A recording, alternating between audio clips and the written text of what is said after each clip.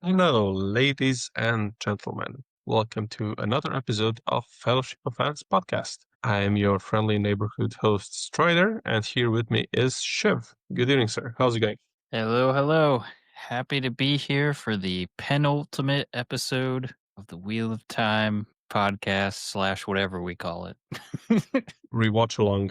Um, I gotta say, I'm a bit annoyed now because you stole the word I was going to use, the penultimate episode. So thanks for that. I was looking forward to using this word, but here we go.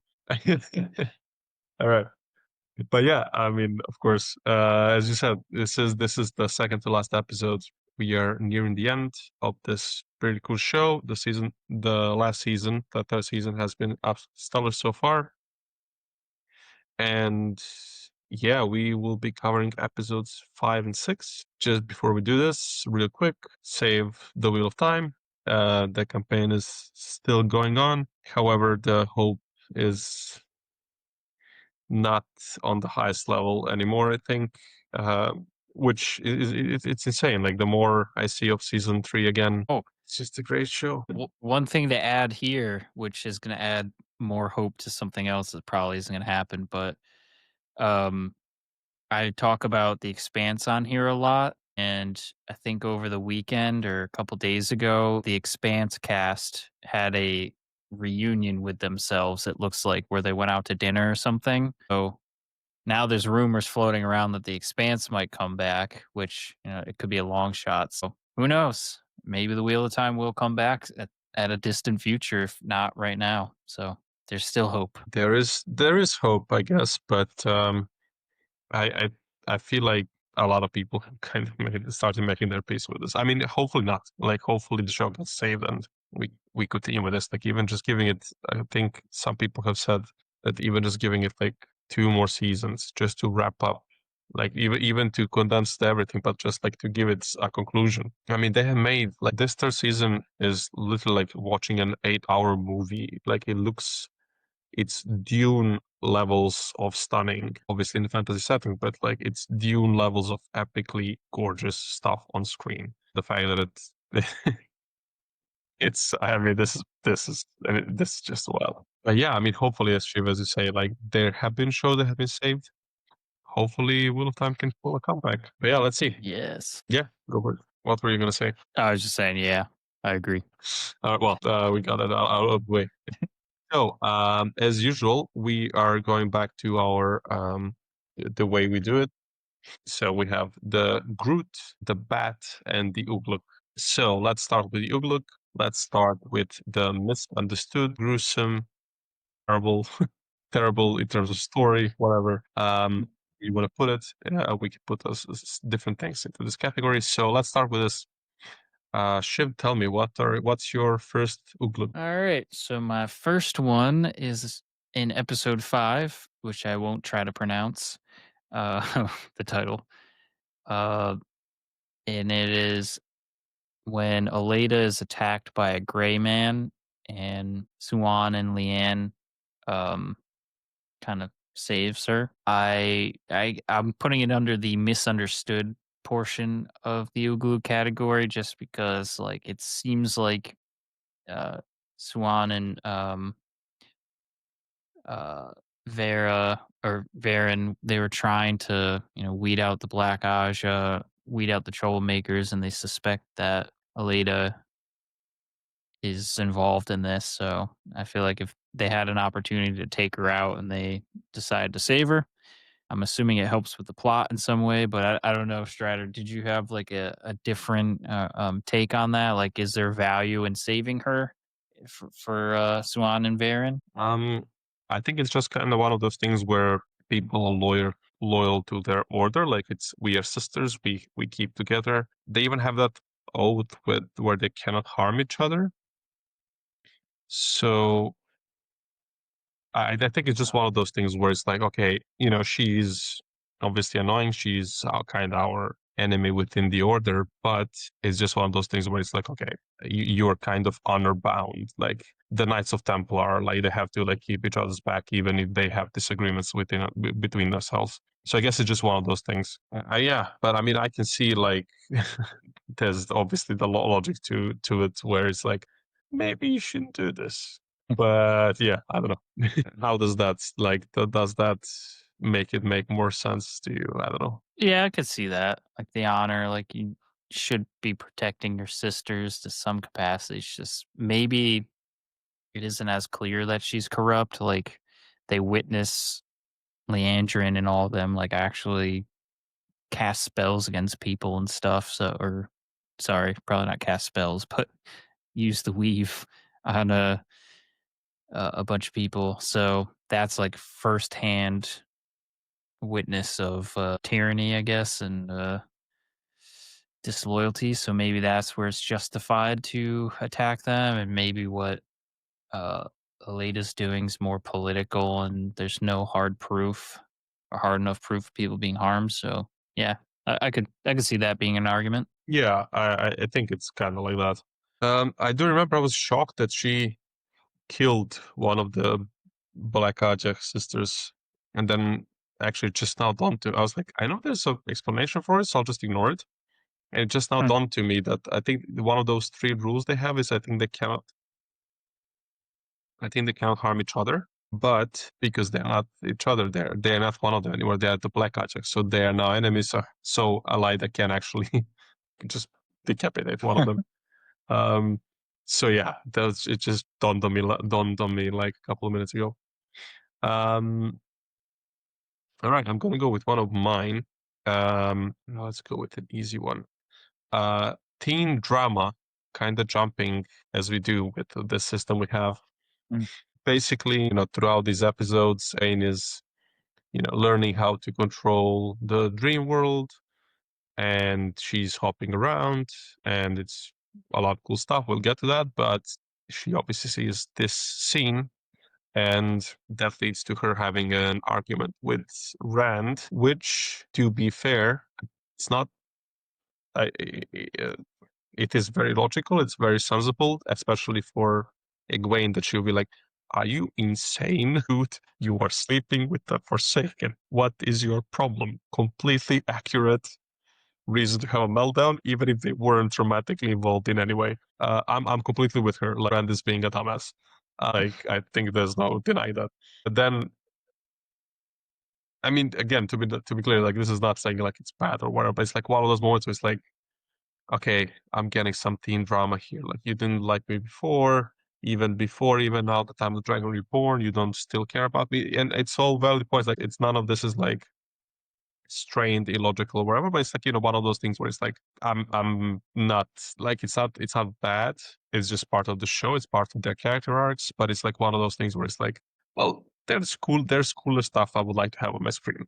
So if I have to choose, because we try to make a point to choose like three for Ugluk, three for Bat, three for the Groot, we tried to get all 3 points. So I was like, okay, I guess I'm gonna be a bit nitpicky and just choose this one. But I don't think it was as teen drama actually as it used to be, maybe like in season one, for example. But yeah, did you have any thoughts about this, or was it just for you like, yeah, that makes sense and it's perfectly logical? They're gonna talk about this. Yeah. So for me, I had this as a Groot. So I thought it was so Groot's like good. It's not awesome, it's just good. I think it's kind of interesting to see Lanfear kind of playing with Egwene a bit. And like in that photo you had up a second ago, you can like see that she's just like straight up like teasing her to her face. And I kind of like it.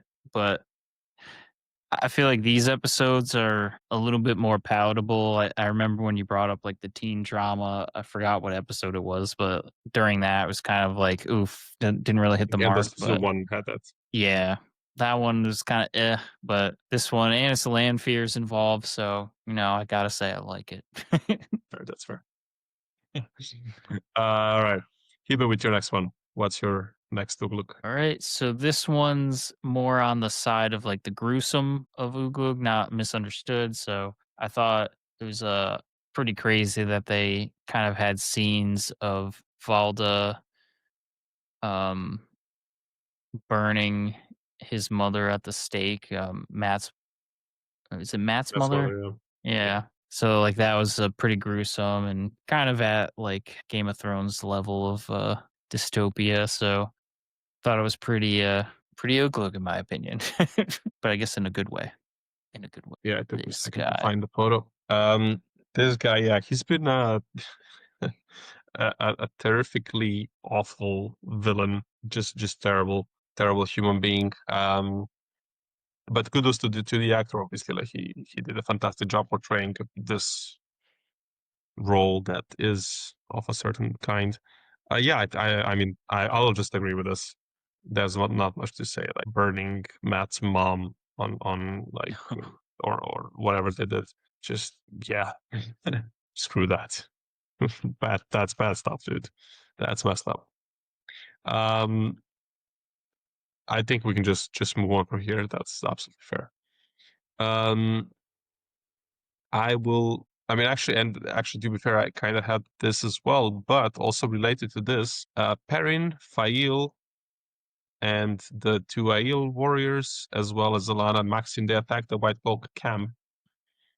And the one thing for me is, I feel like, especially in hindsight, I'm not a fan of how much room this particular story is taking. The fact that there's just a lot of effort put into portraying this particular drama of this duo, which, they're cool. It's all nice. I really like Lana. Maxim is cool. It makes sense that they have some of these things like interpersonal stuff, but it's like I don't like in terms of having what we have on screen, right? Like we have 3 seasons, yeah, and it's like I wish this time was spent on something else rather than on again some love drama. Like I wish of these 3 seasons, if this is all we're gonna get this in this turning of the wheel, um, I wish we had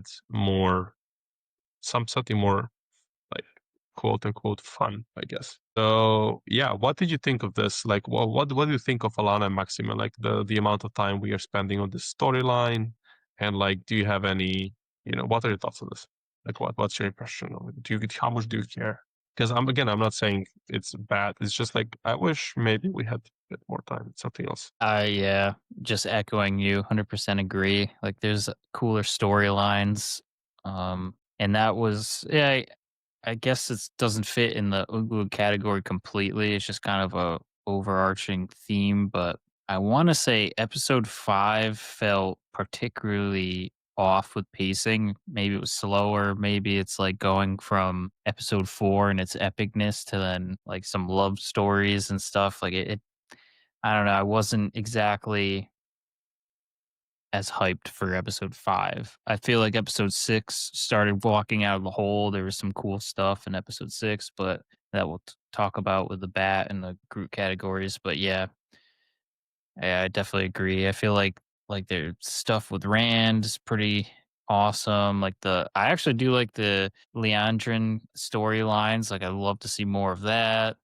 Landfair, million more of Landfair. But yeah, I even for me, like I feel like the Perrin storyline was like really interesting with like the wolves and stuff, and then now it's just like I feel like it's like a side quest, but maybe it'll come to something at the end of the season. But yeah, I feel like there's more stuff interesting right now. Just focus on the interesting stuff and less time on the less interesting. Yeah. Yeah, let's see. But I will actually mention here as well. My final look is again. I feel like it's quite different than you. I'm putting it here because of the level of disturbance of how disturbed it is. The flashback we got to that young Leandrin scene. So she kills her when she was very young. She killed her abusive husband and fled with her child. And then we see that that's when Ishamael found her and offered help and so on. So obviously,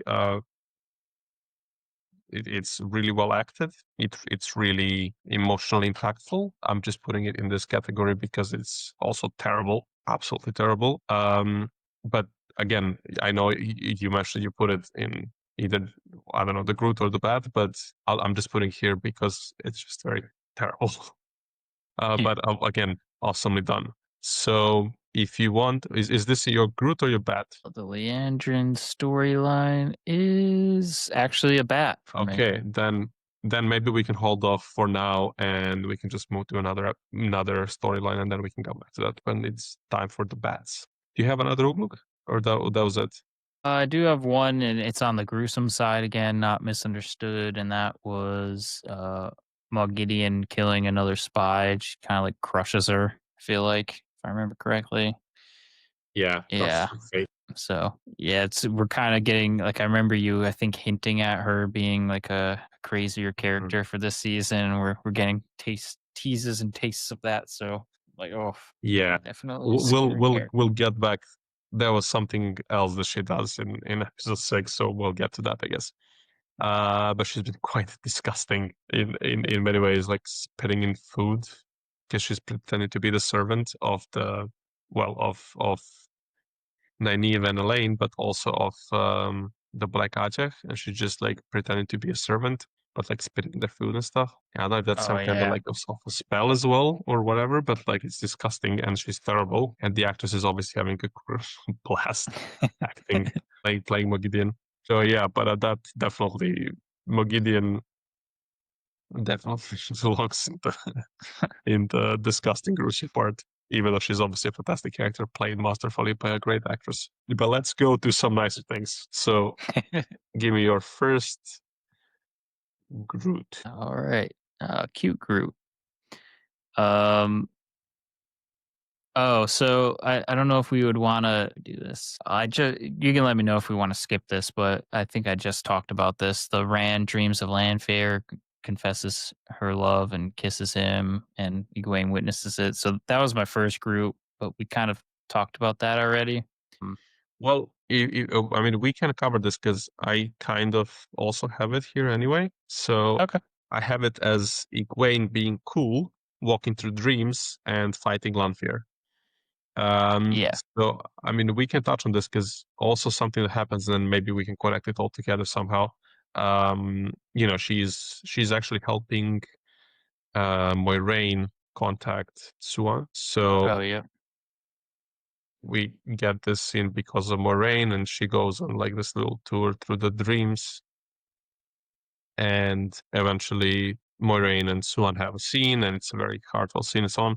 But yeah, if you want to just maybe connect all of this somehow together, and because Egwene is doing a lot of cool things, and if you remember, like this is where that we really feel. I think in this actually in these two episodes in particular, we really see all five, six main characters, like all the kids, like five from the Two Rivers plus Elaine, where all of them are they have the what was the word? Like they're active, they're acting, not reacting, right? They have agency, that's the word.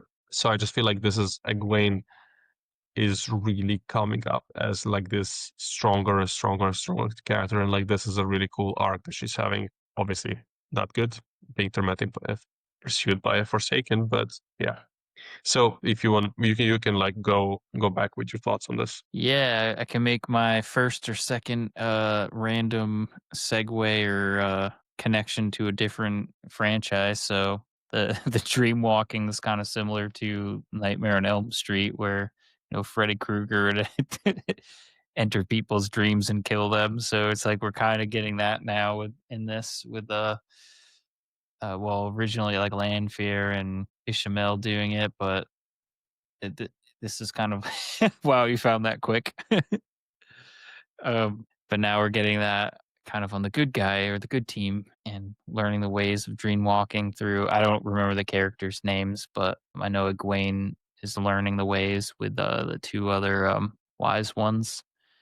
But yeah, so I think it's a cool concept. Like overall, this episode has kind of a lot of magic. I don't know. I wouldn't say introduction, but usage, but there is an introduction that we'll talk about, which is my next bat of one of the other magics. But yeah, it's it's a cool concept. Oh, I can make another connection. Sorry, could go with the Ray and Kylo Ren's connections in Star Yeah. Wars. I'm gonna start Similar. doing shots. I'm gonna make it this into a drinking game. Every time Shiv makes a comparison with a different franchise from whatever the thing is that we're talking about, I'm just gonna take a shot.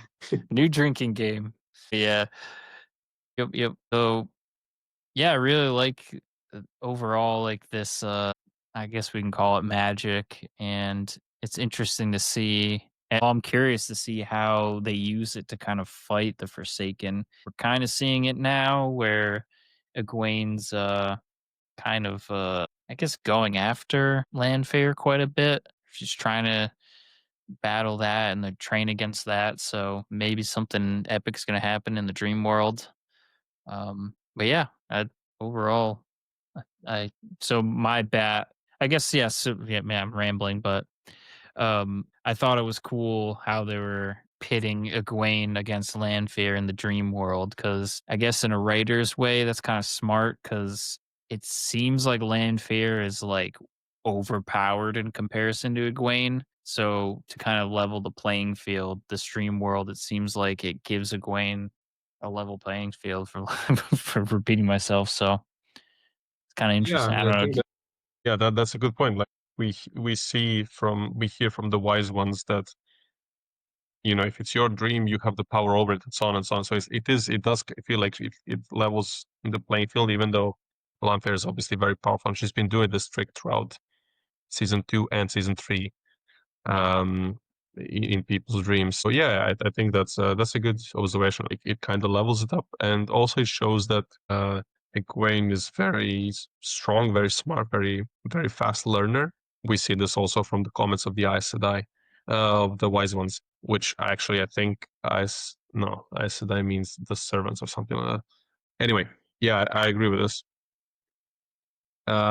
Do you have any final comments on this, or do you want to move to the next one? My final comment is if anyone listening knows Natasha O'Keefe, tell her that we want to interview her. Yeah, that'd be cool. I always want to say like this: that she is one of the standouts of this show, which she obviously and absolutely is. But also, this show is just really full of great casting. So it's like saying, oh, Ian McKellen was a standout in The Lord of the Rings.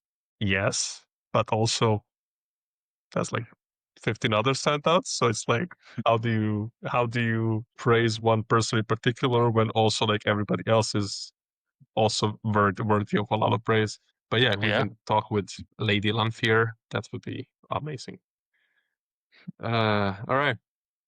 I am gonna go with my route. So we have this scene where again it's a Lanfear again, doing things. She what's the word? Confronts Leandrin and is like, "Hey, you gotta do stuff, or else there's gonna be some problems." And she realizes that somebody is working for Ravin, and Ravin is that Forsaken that has convinced the whole court of Andor that he's been there for 10 years, even though actually he just showed up. So Leander now has to kill, and she realizes who it is. She realizes that it's actually I forgot her name. What is her name? Naomi. Naomi or Naomi. So yeah, I thought that was an interesting. I feel like because actually I have it together. I have this and Mogideon killing Raven's spy, and so what is the Groot here? The Groot here is seeing the Forsaken go against each other through the schemes, through the pawns. They're not going against each other directly, at least not yet. I guess that happens at some point, probably in the story. But here, like we see them almost playing like a chess match, using these dark friends as their tools. And I just thought that was pretty cool. Um, yeah, and anyway, Naomi is done, done for. Oh, But yeah, that's Big Root. What do you have? Do you have any? I mean, you kind of touched upon all of this anyway. I don't know if you have any extra comments. yeah, yeah. I guess a lot of this were kind of overlapping. I kind of really like the backstory, like all the backstory or motivations, I should say, we're getting of Leandrin, which will segue into oh, we're still on Groot, so I can't even segue to it. But um, yeah, I feel like they're flushing her out throughout all this, and I'm really liking it. And yeah, man, I'm a man of few words today. I wonder why. Um, it's not like we just had an insanely long stream. What? Hint, hint. No, but I mean, again, speaking of standouts, I don't know her name, but like the actress playing Liandrin, again, from the very first moment she showed up on screen in, I think, episode 4 of season 1, she's been this awesome, powerful, authoritative presence and getting more of her backstory. I think this is one of the additions to the show, as far as I understand. Like we don't, it's less obvious. You kind of hear it like in third person or something, or like third hand account or something. Like there are things hinted at, as far as I understand in the books, but it's not like you don't see these things. So they kind of added some of the scenes for more context, and I feel like these scenes I really do not mind. I really like. Again, I would, if I can choose uh, who I want more time with, given that we have only 3 seasons, I would probably swap some of these scenes out for some other scenes with some other characters, but still, Leandra is awesome, and yeah, getting more of her, it's cool. It's Kate Fleetwood is the actress. Okay, well, Mrs. Lady Fleetwood has done an absolutely stellar job. Like, really, really, really kudos and hats off and everything. Leandra has been a force. Um, I I have one final Groot. So we kind of have a lot of stuff going on in the Aiel Waste. And at one point, Rand and Moraine kind of debate their next steps. But eventually, the thing that really matters is that we get in trouble. We get this guy show up. One of the Forsaken, Samael, shows up, and the Aiel Dark Friends. I think there were a few of the Aiel Dark Friends as well.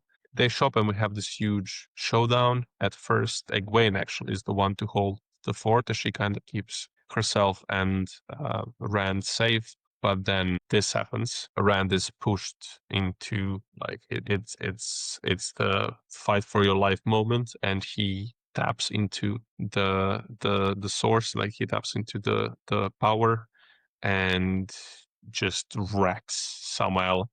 I don't think this is exactly how it happens in the books, but it doesn't really matter because both of us are not book fans. We haven't read the books yet. Anyway, I think we can say we are the book fans.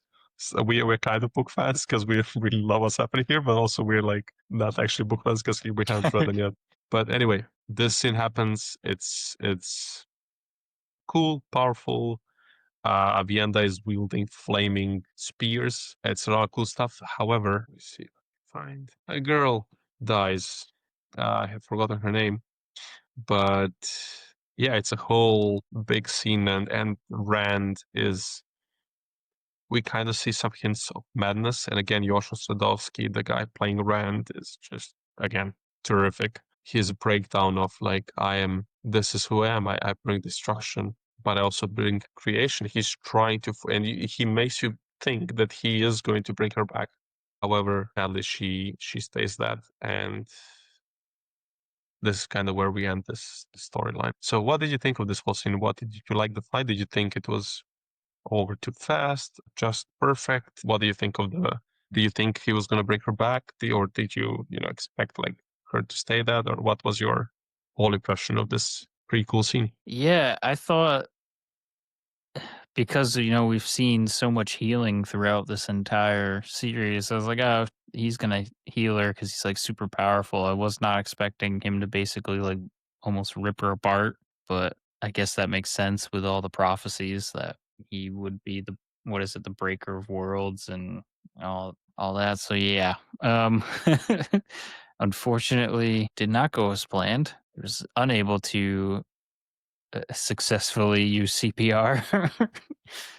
um, Yeah, it was pretty shocking. I actually had this whole bit as one of my bats because it was I'd say out of these 2 episodes, it was probably like my favorite and most engaging part of the episodes, the scene.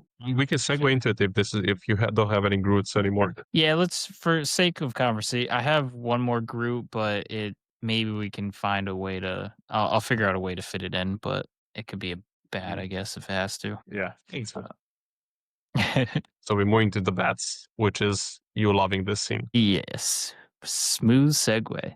But yeah, I thought it was it's kind of like equivalent emotionally, like maybe a little bit lower than in episode 4 when we Rand's ancestor got kicked out of his tribe, if you will, and it was heartbreaking and his mom disowned him basically. This kind of hits at a different emotional level where we got scenes of Rand playing with the girl, and then that exchange where I think she said, "You dishonored me" or something like that. Um, and yeah, so you get this rapport between the two, and then by the end of the episode, she's dead. So I guess that okay, yep. Now my ranting is coming. I forget if this was the first episode where we get introduced to her. If it was this one or the previous, but if we I had think it's more the fifth time, episode, and then this episode, the end of sixth. okay.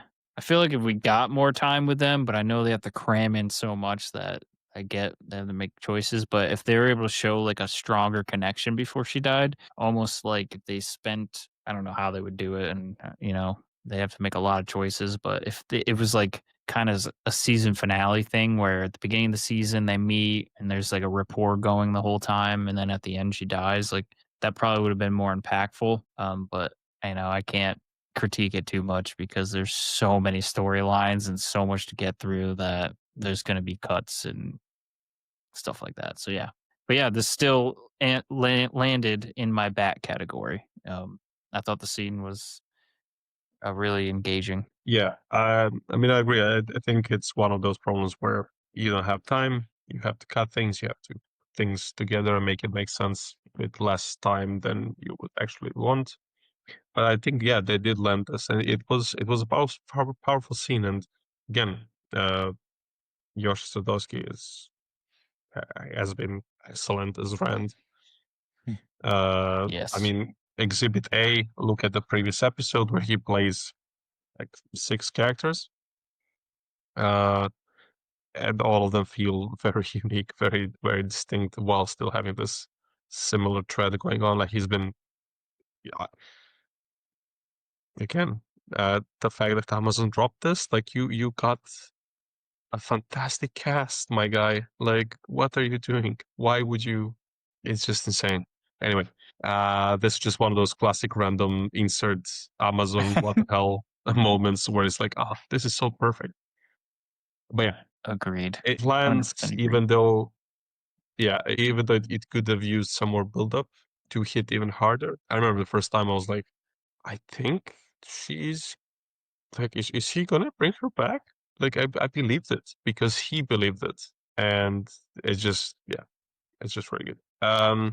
Maybe we go back real quick to your Groot, and then we keep going with the bats. Okay. My last Groot was uh it had to do with the magic, I guess, of this episode, where I think it's the first time we really got, I guess, what is called compulsion, which is when Mogideon used this magic to put a spell or whatever you want to say on Nynaeve and Elaine to get the artifact that they've been looking for back, which I think is used on male channelers. So I thought it was so I guess I should clarify too. Like, cool new magic. It's interesting, but at the same time, like after the scene ended, I remember thinking like, oh man, like couldn't this character just use this on everyone and instantly get what they want? Like it's kind of like an overpowered move. I feel like because they could just go to everyone and just manipulate them and pretty quickly get what they need. So I'd be curious to see if the book explains or yeah, for our tens of people watching.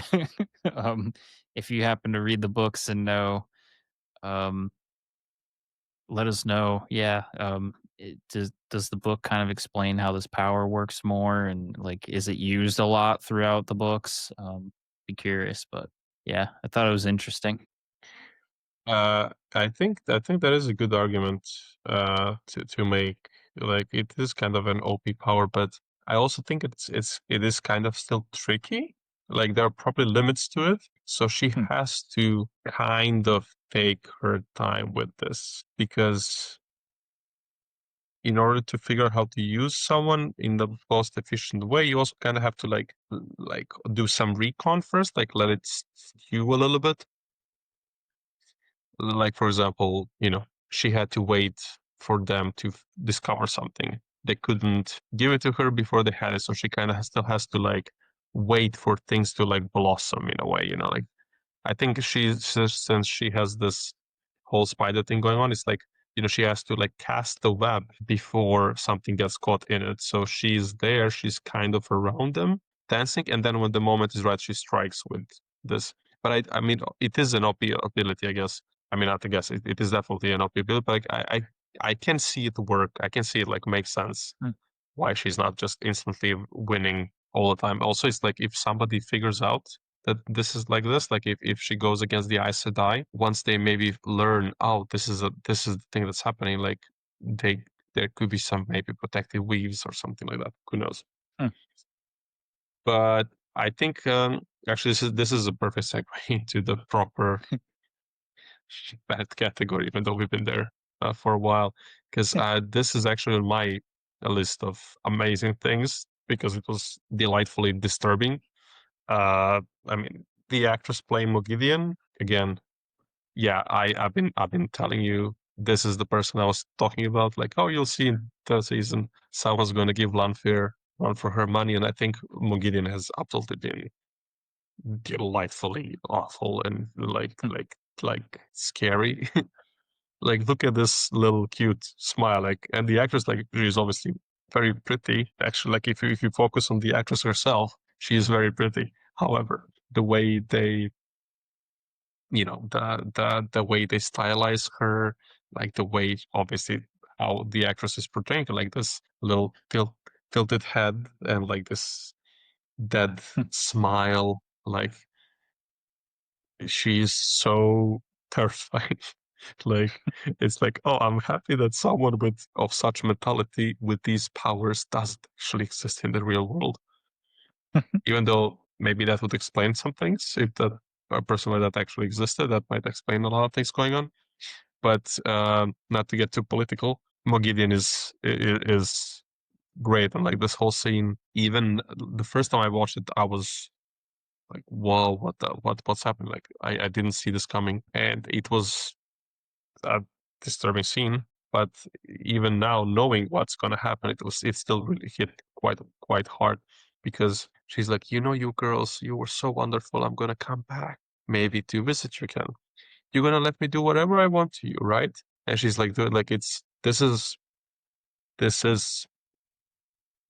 a very devious kind of an assault of like Ooh, deep levels, and it's terrible and terrifying, and but it's like an amazing scene because it's like this is what happens when you have people who you can use magic and do these things, and it's just been it's a great scene, even though something bad is happening on it in the scene. It is a great scene, and also just shout out to Nynaeve being able to fight very hmm. hard not to give away the artifact. But yeah, what were you gonna say? Yeah. So I can make a new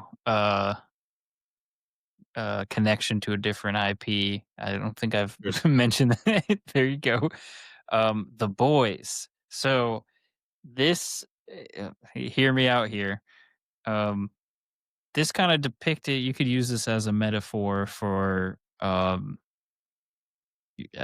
assault. Like I'm trying to think of how to say this most correct way, but it's kind of like a abuse of power kind of thing, right? Mm, And The Boys, especially like season 1, in particular for me at least, was coming back. That show kinda deals with how Hollywood treats actresses and the corruption and, like, people in power, like, that whole I feel like that first season was like a whole metaphor for all of that, and this is kind of another example of that. Someone in power just like full on abusing someone, and taking advantage of them, and yeah, it was a pretty gross scene. Yeah, it's one of those that make you like feel gross afterwards, and it you can't easily shake it off. And yeah, it's definitely yeah, The Boys. If anyone watching this that hasn't seen The Boys, I'd say if you like The Wheel of Time, there's a good chance you would like this show. It's definitely a little bit more graphic, but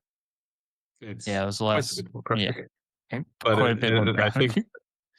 think it hits way more awfully because it's like in the real world. So it just Yeah, when something bad happens, it's like, oh, okay, this is something that could happen. Like it's way more relatable because it's like this alternate Earth of the yeah, 21st century. So yeah, like definitely a warning there. I think it's for like 18 plus audiences. Well, I think Wheel of Time is 16 plus. So there's definitely a touche. step up, but still the point still stays. Like if you like these more larger, deeper, more terrifying moral conundrums and such Mm, scenes, then yeah, definitely check it out. But yeah, Mogideon is one of these uh, elements of this show that really does um, like go into like this. Oh my god, like the actual abuse and like the terrifying sense of helplessness, and they don't know. That's like even the worst part is like in a way the worst part. But I don't know what's the worst part. You can make arguments for different things. The fact that they don't remember what happened. mm. She leaves and she tells them, "You're not going to remember anything. You're just going to remember that I opened the doors and it was the wrong doors, so I just left, and that's it." And they don't know. And yet she scratched Nynaeve like a real big cut, not even a scratch on her cheek. She took the artifact. It's a whole thing. I had But a yeah, bad joke, but I think I'll leave it. it's your it's Dilo's choice, but I was gonna give it up to you anyway. If you want to do the joke, or if you want to comment on this, or you're gonna go to your next bet, go for it. Go to my next bet, which is kind of related to. I think I had it as one of my. I had a piece of it as one of my Uglugs.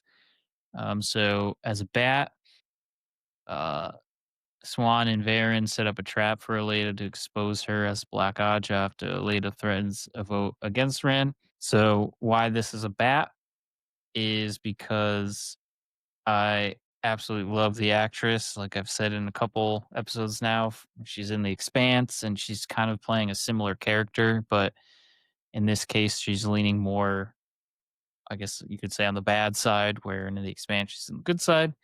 And I just, yeah, I think she's a scene stealer. Like every scene she's in, it's just like, oh, it's perfection. So I like that. And then just the plot, uh, movement of like the gray man coming after her and stuff. And yeah, it maybe the tides will turn because I honestly I don't remember where that scene ends up, but I know that they save her.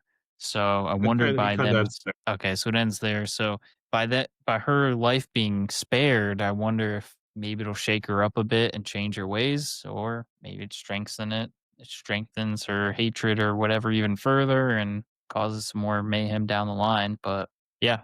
So long story short, she's a scene stealer. Love anything scene she's in. Yeah, she is Lyda is a force and someone you really want as your ally, not your enemy. Um, we talked about this actress. She's an icon. The power, the gravitas she has, like the command of the screen, just absolute nightmare to have this person as your enemy. So yeah, I think you put it really well. And I'll just say that it's gonna be well. We'll get to the last two episodes soon. So I don't want to tease Yes. anything. I'm just looking forward to your reaction. But yeah, did we? I guess I can go to my next moment. Actually, do you have any more bats? Just yes or no. Don't go yet into it. Um I technically have two more bats, but I believe we talked about one long enough. Yeah, so maybe I'll just I have one more that we did talk about, but I'll just, have a punctuation point on it, I guess. So technically one. Okay, then let's go to that because I'm actually kind of done with mine as well. So yeah, we can go to yours, and then I have my final one, or maybe it's the same one. Let's see. Okay, So what so is your I'll final just bet?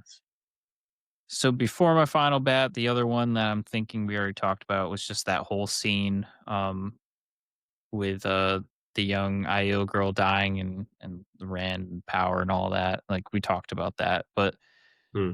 so so this one we talked about as well, but kind of adding a little bit to it. Unless and then you can correct me if we're like, no, we already talked about this completely. But the young Leandrin scene.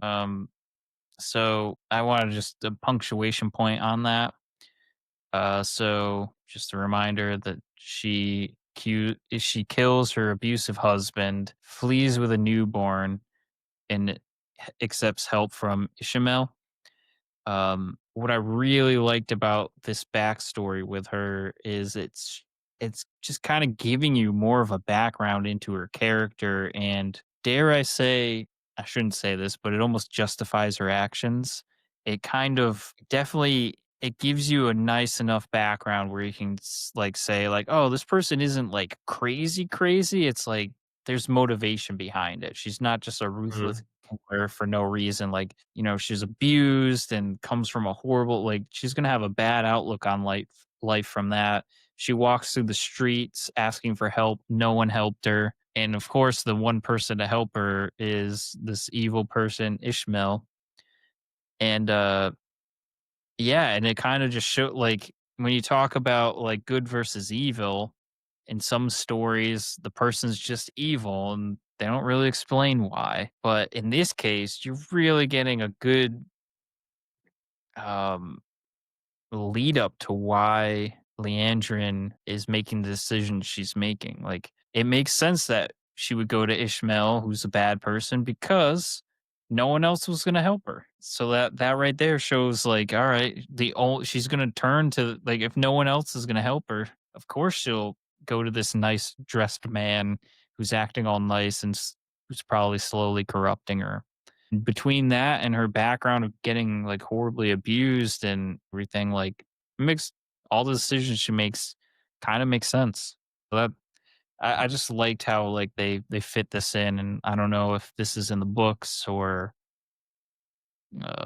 so if anyone in the comments wants to let me know too, I'd be curious. Like, was that I guess origin story of Leandrin known? Was it made up by the show, etc.? I'd be curious. So that's my bet. Yeah, I mean, yeah, I agree. I did mention this. This was on one of my Ugluk's list because it's a terrible thing that happened to her. But yeah, I mean, I agree with everything you said. She is. If this is an addition to the show, these scenes and all this, it's a spectacular addition, and yeah. Um. All right, let's go to your final bet. Oh, that was my final bet. That was the final bet. I Uh, know. Yeah, the scene with the. Okay, okay, cool. The thing with the girl was the one that you just went back real quick. yeah, yeah, yeah. I think Okay. we should give a shout out to Nerdy Guns again. If you made it this Yeah, of far, course. Absolute MVP of the real time rewatch along. Wait, what was I gonna say? Uh, so I'm happy we shot the Nerdy Guns, but yeah, but I was like, I forgot what I was gonna say.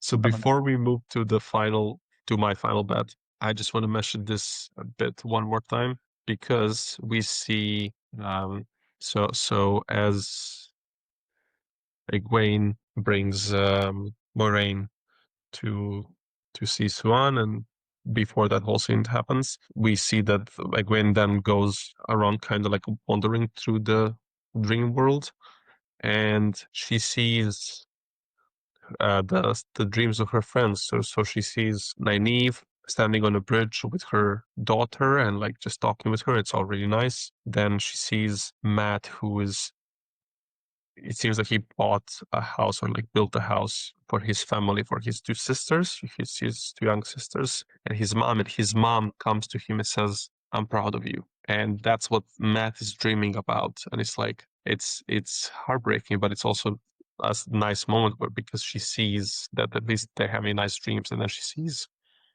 Perrin, who's a blacksmith, and his boy Hopper's there, and he's being all lovely and cute as he should be, as he is.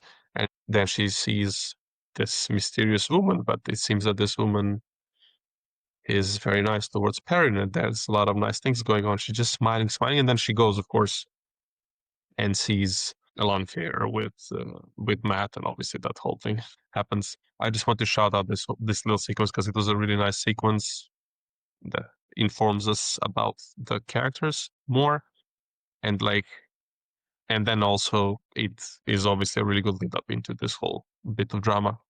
But so yeah, just before I go to my last bet, do you want to comment on this? Yeah, absolutely love the landfair stuff as always. But one random thing with this photo, this perfect photo. Uh, I feel like Moraine is like the MVP of outfits in this show. Like she always has like the craziest outfits, I guess, in a good way. Like this dress is awesome. In the previous episode, she had that like gardener's hat. Like she's the Yeah. queen of outfit changes. Well, my guy, I think episode 8 takes the cake. I'll just say it like that. Nice. Yeah. Well then, the final bet of this these two episodes for me is imaginary drum rolls, the hills of Tanchico. I This is the most of all the stuff we talked about. This is one of those that's like by far the lowest stakes. However, it is a great scene. Again, we see our beloved characters having a lot of agency, going about trying to do things, and it's really cool. We have Elaine and Nynaeve, and Matt and Min kind of like paired off to try to like find the artifact, figure out what's happening, find Leandrin, and so on and so on. And then eventually, Elaine kind of steps into it a bit too much, and this guy puts a knife on her throat. He's like, "Oh, the daughter heir of Andor." And he's like, "Oh, maybe we get the ransom for you," or something like this. However, at the same time, let me find. I have the perfect. Yeah, Matt has met one of my favorite, might be Loki, my favorite character of the show. This dude, Tom Marilyn. I just think I have a thing The for Gleeman. mysterious, roguish wanderers with a golden heart. The cool factor of this actor and this character is just absolute peak. I love him so much. I really wish we got even more of him. Tom Merritt, I don't know the actor's name. Actually, he's so cool. I'm gonna look up his name. Alexander William. I think that's kind of like a bit of Alexander. It's like a slightly odd spelling that you wouldn't expect. So I guess maybe this might be some French background or something like that. Alexandre William from Denmark. He's just magnetic as Tom Marilyn. And then anyway, to go back to where is this? Let me just find the photo. Yeah, to this scene, he kind of steps in and says, "Oh, are you doing your daughter heir of Andor act again? Oh, she did this already to these two guys. She took their money and drunk it all." Um, he kind of gives her an out, and then she really plays off really well, and then they challenge her to a song, and well, safe to say, she delivers. The Hills of Tanchico, which is, as far as I understand, an original song they made for this show. But apparently, in the books, well, did you catch what the song is about? What are the Hills of Tanchico? Oh my god! Oh god, I hope I'm not totally wrong here, but based on the Well, dancing, it's does the it's dance? right there in the photo. Okay, yep. So the dance, I was like, why are they dancing like that? Now it makes total sense. Okay, Yeah, wow. and you can see a moment. You can see the moment where she realizes because she also didn't know. She knew the song, obviously, but she didn't know what it was. And then they all start dancing like this and like, doing the whole thing. And she's like, oh. And then Tom, she crosses eyes with Tom. He's like, it is like, you did this, you gotta do it. And then she decides to like go for it. And she then starts doing this dance that we can see on the photo. It's just a brilliant scene. It's a great song. It's a brilliant scene. Chemistry. I mean, her voice, obviously, as well, is really nice. And I really like the way she's moving. Like, you can see that there's like this stiffness in her movement, which would make sense. You could say, okay, maybe it's the actress, but she has been a really good actress so far. So I'm pretty sure this is an intentional choice where there's a bit of a stiffness in her movement, which makes sense because as the daughter Hierophant, this is an insane situation to be in. Obviously, she wouldn't be feeling fully comfortable, but she does go for it. So I just really appreciate it as this layer of, okay, she's not instantly good in like dancing a very seductive dance. There's stiffness in it, but like she's going for it. And I just think it's a great scene. It's a really cool song. And yeah, even though this isn't the most important thing that happens by far in these episodes, this is my favorite easily of these two episodes because it's just a great scene and a great, great song, which of course did not get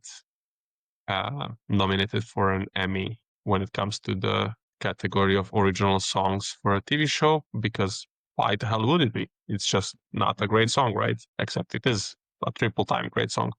So yeah, Shiv, the reading of the scene and like enjoyment and whatever and the song, and just give me all the goods. Well, now that I know what the Hill of Tanchico is about, I'm going to use that Heels. on my Heels. hill. What did I It's say? important. It's heels. You said hill. It's heels. It's two specific Oh, hills. hills, hills. Yes. Hopefully, yeah. Yeah, okay. But could use that on significant others going forward if you need a nickname. But okay, how do I throw a random reference? All right, I think I got one. So my only complaint, and this might be something that just because my music background, but maybe you picked up on it too. They definitely use studio tracks for the recording, so it wasn't live singing. It was like they recorded in a studio, made it like perfect basically, and then they're lip syncing in the scene. Um, my only gripe with that is just like for me, I instantly heard like, oh, it's like them lip syncing. I could hear the quality dip.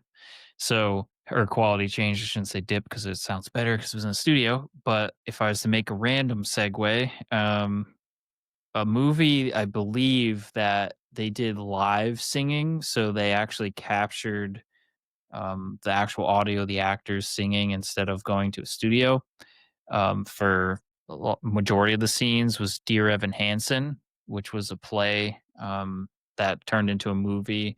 I think it came out during the pandemic, and the critics kind of, I think it was polarizing because the original lead from Broadway ended up reprising his role, but it's about a high school student and he was like in his 30s. So people are saying, like, why is there a 30-year-old in high school? But it's a pretty powerful musical slash play, I guess, whatever you'd call it.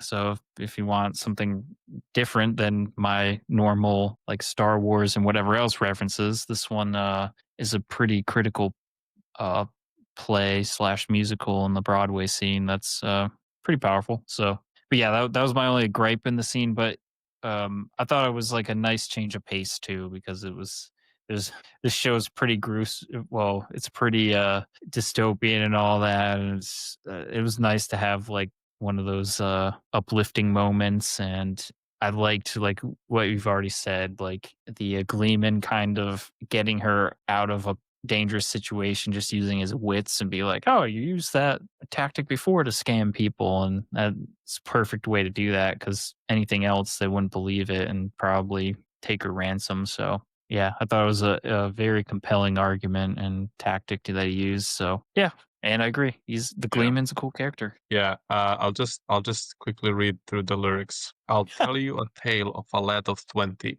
a terrabon boy with coin aplenty. Went looking for love, and more's the pity. Now he's lost in the hills of Tantrico City, where one's not enough, and three is too many, and two bring a man to his knees. Hey, the hills of Tantrico. These hills will flatten the whole ship's crew these heels will make a man out of you. The heels of Tenchico. And then it keeps going. I kind of skipped, like, there's a lot of repeating, but it's just like when you know, and then the second time it's like, brilliant. So yeah, That's a I just, YouTube clip if I've ever seen one. it's great. It's perfect. Yeah, I just love them all. And as you said, like, it was a great counterbalance for everything else that's been going on. It's been absolutely terrible. I mean, especially the fact that, I mean, okay, this is also, to be fair, in the middle of the episode, kind of, or like 2/3 into it. So all the Mogideon stuff happens after that. But yeah, it's been, I think it's good to have a bit of a slower, like, not as eventful couple of episodes, even though obviously a lot of stuff does happen, a lot of important stuff happens, but it's still kind of like to wind down from like the epic episode number 4. So I think it was pretty good, and it's a solid middle of a season, I would say. Yeah. Yeah, I agree. Yeah. So I don't know. With that, I think we have covered everything. I would say. Um, the one thing I would propose to you is go back and listen to the song. 'Cause it's just great after this, because I'm gonna do that. And yeah, I think we keep hitting the same level of the same length. We've been pretty consistent since we started this tactic, but I think the good thing is then it means that if we cut to like 2 per category, that will take the length. Like we can, I think, manipulate the length of these episodes that we're doing pretty consistently now. It's a good form, I think, to have for future stuff, Yeah. depending on what the system that we are going for when we're covering something. Um, yeah. Anyway, I think that's kind of it. One podcast Wheel of Time episode left. However, 2 episodes left to watch. The end of season 3. Shiv, just do you have any, like, final comments? Do you want to have like some comment for, like, for the future, like, the things that are ahead of us, or something that we maybe missed in this episode, like just something to kind of wrap this up? Yeah, yeah. So a couple things like we hinted towards it, but Strider and I were involved in a longer than usual stream today, which should be on YouTube if you want to check it out. If you're interested in Lord of the Rings trivia, um, we had a pretty large panel of new and old friends, and it was a lot of fun. And then Strider and I jumped into this video. And Other Shiv than was that, the first man to win the Fellowship of Fans trivia quiz. He is the first. You look at the winner. This man, he owned us. He came back from behind. He was not doing well, and then he came back and just won it all. This is the Steph story of success. This is Rocky Balboa in front of you. Look at him. started the stream with the first question, got it wrong, but came back And then from that. very strong. But other than that, so we're gonna have probably the last recorded episode of I guess you'd call this the Wheel of Time rewatch, so 7 and 8, and then we're thinking about doing a live stream with a larger group of the Fellowship of Fans.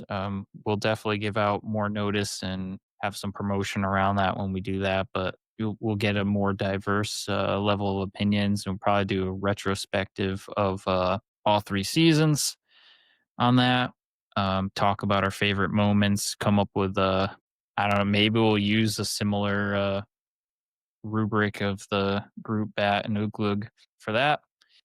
I'm definitely so. If you want to, we have the Fellowship of Fans Discord, and in that we have a channel. I think it's just called Films and TV Shows. So in that we talk about any show and that there's a fandom for. Really, the majority of Fellowship of Fans is Lord of the Rings, Rings of Power related, but um, yeah, I'm starting to put up feelers for what we want to cover next, and I've been dropping hints at Strider that we should do the Expanse, which is a pretty big undertaking. But we'd have to figure out how to do that and um, when to do that because Rings of Powers, the Like hype 5 train years. starting in 5 years. Yeah, we'll see. The Fallout season 2 is coming out at some point soon. Maybe we'll decide to. Did we? I'm rambling now, but did we cover Fallout season Mm, 1? no, I don't think we did. No. No. What we usually do is when, I mean, usually we had this a couple times in the past when we are tuning in for season two of something that we haven't covered, then we cover in one episode or like the start of the first episode of the coverage of that, whatever it is that we're covering the season two for. We kind of do a look back to season one. So when Fallout comes out, if we're doing it, then we can just do like a looking back, like the rear view of season one, and then going to season two. Okay. So we'll talk to internally, see if people want to cover that, because I know that was a pretty fun show for season 1.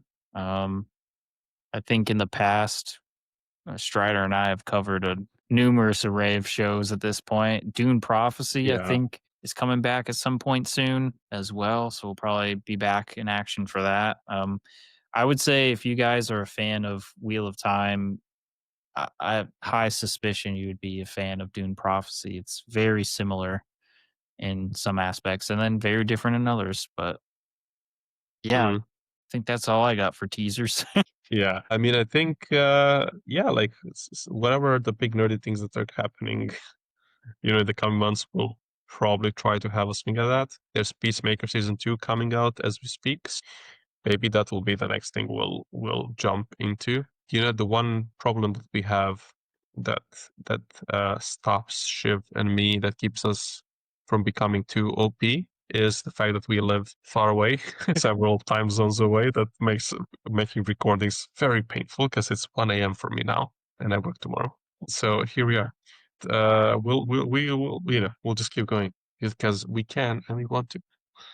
But yeah, as Shiv said, like we'll probably do a Wheel of Time stream at some point in the next couple of weeks. And yeah, next week, 1 week from now, it's time to wrap up Wheel of Time, like the actual rewatch.